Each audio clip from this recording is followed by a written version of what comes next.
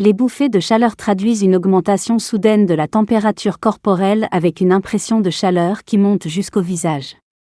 Elles s'associent souvent à une transpiration excessive et à des rougeurs cutanées. Les bouffées de chaleur correspondent à des troubles vasomoteurs, variations de la circulation sanguine, provoquées par la diminution des estrogènes. Elles apparaissent chez la femme lors de la ménopause, environ 8 femmes sur 10, mais quelquefois aussi au cours de la préménopause, avec une accentuation et une fréquence variable.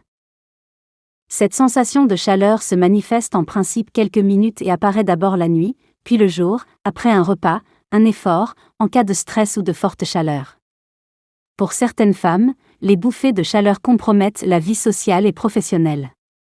Des traitements hormonaux peuvent être prescrits lorsque les symptômes de la ménopause altèrent particulièrement la qualité de vie. Certaines crises de bouffées de chaleur peuvent être très gênantes, voire donner lieu à des malaises et des insomnies, lorsqu'elles se manifestent la nuit. Leur durée est très variable, de quelques mois à plusieurs années après la ménopause et est imprévisible. Selon une étude américaine publiée dans la revue JAMA Internal Medicine, source 1, la durée moyenne des bouffées de chaleur serait de 7,4 ans après les dernières règles. Cette sensation de chaleur se manifeste en principe quelques minutes et apparaît d'abord la nuit, puis le jour, après un repas, un effort, en cas de stress ou de forte chaleur. Pour certaines femmes, les bouffées de chaleur compromettent la vie sociale et professionnelle. Des traitements hormonaux peuvent être prescrits lorsque les symptômes de la ménopause altèrent particulièrement la qualité de vie. L'hystérectomie totale, ablation de l'utérus, elle entraîne un arrêt de la production d'estrogènes. Les mêmes changements que pour la ménopause apparaissent alors, avec les mêmes symptômes de bouffées de chaleur. La grossesse, elle cause de nombreuses modifications hormonales. Ces dernières entraînent une dilatation des vaisseaux capillaires de la peau, ce qui entraîne une impression de chaleur et une hypersudation. Ces symptômes sont plus fréquents durant les 2e et le 3e trimestres de grossesse parce que l'imprégnation hormonale est plus forte. Si vous choisissez d'allaiter votre bébé, cela peut se poursuivre durant la période de l'allaitement car celui-ci maintient une stimulation hormonale.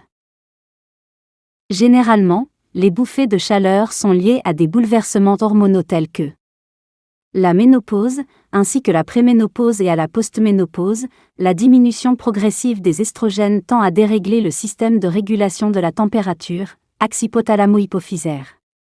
Il s'agit donc d'un problème de thermorégulation.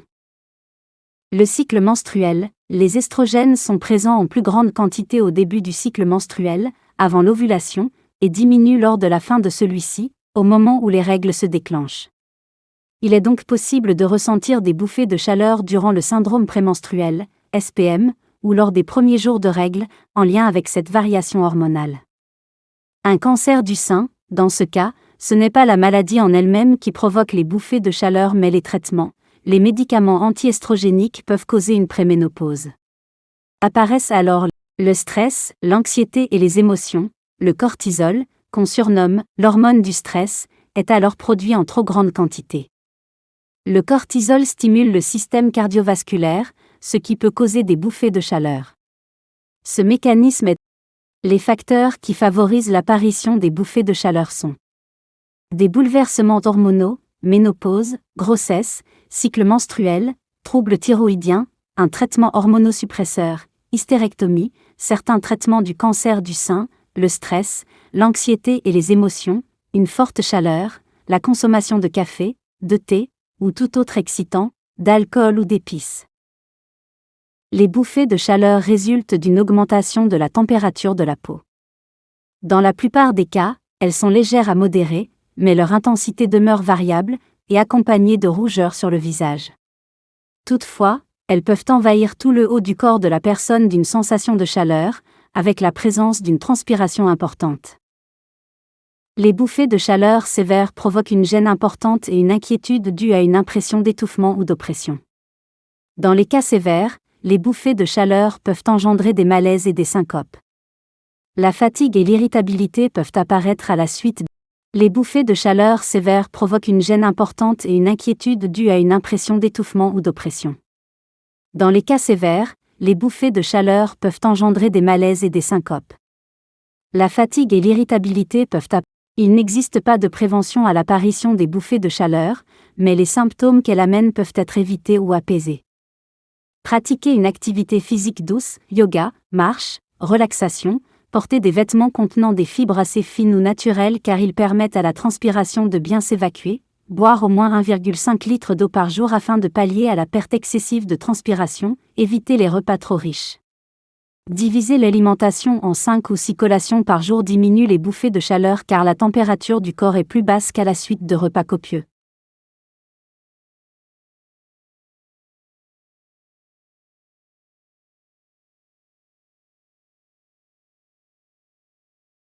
Limiter la consommation d'alcool, de caféine, théine ou d'épices, éviter les boissons chaudes, éviter le hammam ou le sauna, éviter l'exposition solaire prolongée, éviter de sortir aux heures les plus chaudes de la journée en été, éviter les espaces étroits saturés, transports en commun, ascenseurs bondés, files d'attente, prévoir un éventail ou un mini-ventilateur portable toujours sur soi, privilégier les aliments froids de type crudité, sushi, glace, sorbet.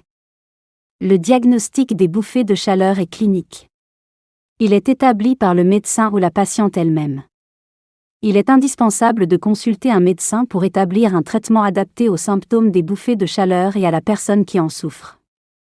Chez la femme, et notamment dans le cadre de la ménopause, un bilan gynécologique est nécessaire avant la mise en place d'un traitement, selon le Dr Alain Sheyman, endocrinologue. Des hormones peuvent être prescrites en préménopause pour réduire les bouffées de chaleur. Le traitement hormonal de la ménopause, THM, peut être instauré si le trouble a de fortes conséquences sur la qualité de vie et devient invalidant. La femme doit être informée des risques du traitement et ne pas présenter de contre-indications, phlébite, infarctus. Les estrogènes peuvent être pris en comprimé par voie orale ou appliqués localement sous forme de gel ou de dispositif transdermique, patch. L'estradiol est l'estrogène le plus utilisé en France actuellement. Il est le plus souvent prescrit en association avec la progestérone ou un de ses dérivés. L'estriol est un estrogène également prescrit dans le traitement de la ménopause. Ses effets à long terme ne sont pas connus. Les doses d'estrogène sont adaptées en fonction des signes de sous- ou de surdosage. Le traitement doit être réévalué régulièrement par le médecin, au moins une fois par an. L'utilisation de certains antidépresseurs peut être efficace. L'acupuncture, aiguille piquée dans certaines zones du corps, peut donner de bons résultats sur les symptômes des bouffées de chaleur. Les phytoestrogènes n'ont pas fait preuve d'efficacité sur les bouffées de chaleur et leur utilisation est controversée du fait d'existence d'éventuels effets secondaires. Généralement, les bouffées de chaleur disparaissent d'elles-mêmes après quelques mois. La bêta-alanine, un acide aminé vendu sans ordonnance, peut être prescrite pour soulager les bouffées de chaleur chez les femmes qui ne prennent pas de traitement hormonal. En phytothérapie, des plantes, ginseng, sauge, fenugrec, igname sauvage, trèfle rouge, et certains oligo-éléments, zinc, cuivre, manganèse, sont également proposés dans les troubles liés à la ménopause.